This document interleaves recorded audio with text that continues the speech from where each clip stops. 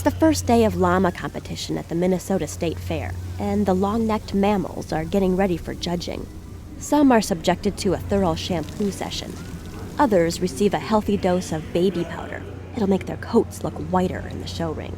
And over in her pen, 2-year-old Angel's being fitted for a pair of fairy wings. This competition here is a costume class where you dress up your llama and you kind of have a theme. She's going to be my tooth fairy, and I'm going to be the boy who lost his front 2 teeth. Right now she's a little uncomfortable, but she'll get used to it. This is the second year for the 4-H Llama Costume Show, and where the idea came from, no one's quite sure. Yeah, I think it's just that they're so handleable that people go, oh, let's see if he'll wear this just for the heck of it. And all of a sudden they find out he'll wear a hat, and then he'll wear this, and then all of a sudden, hey, let's put a big costume on him. And it just keeps going and going and going. And now, hey, let's compete, So that's kind of how it went with the costume thing. When they're not busy dressing their llamas in crepe paper and chiffon, owners spend lots of time fielding questions from fairgoers. I've been asked if they're related to ostriches, which no, they're not. People have asked, how big are their eggs?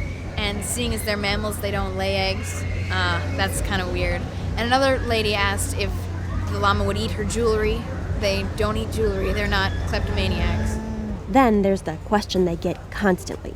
A lot of people ask, don't llamas spit? Spitting is a big one. People think they spit, so they'll come up and don't spit on me.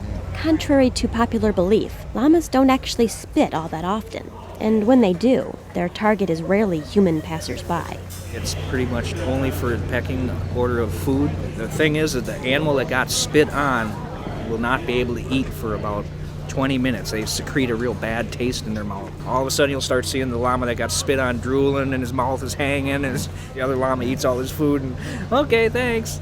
So that's how they get the pecking order set. Much more common than spitting is their humming. Sometimes they hum because some of them miss relatives or stuff. You might say llamas are the social butterflies of the animal world. They hate to be alone. Mainly they just have to be in a herd. It doesn't matter if it's a llama. It could be a herd of sheep, cattle, horses.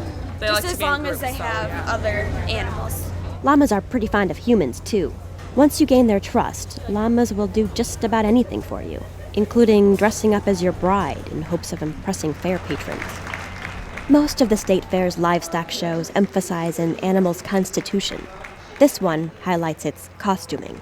And on this afternoon, that costuming ranged from a head-to-hoof giraffe getup to cardboard clothing meant to resemble a Polaris four-wheeler. It's fun for our exhibitors to dress their llamas up, but it's also a real mark of skill.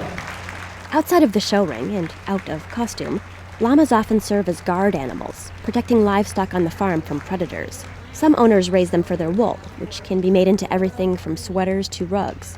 Many people, though, have llamas just for the fun of it. We kind of call them pasture candy because they're just a treat to have out in the pasture. They are just a great friend and just a nice animal to have around. I don't know how else to explain it. There's just something about them. They're very regal. They're very proud of themselves. You don't ever have to build up a llama's ego. I mean, they're usually pretty proud of themselves. But apparently not too proud to parade around in a pink tutu. Let's give all our exhibitors a big hand for coming out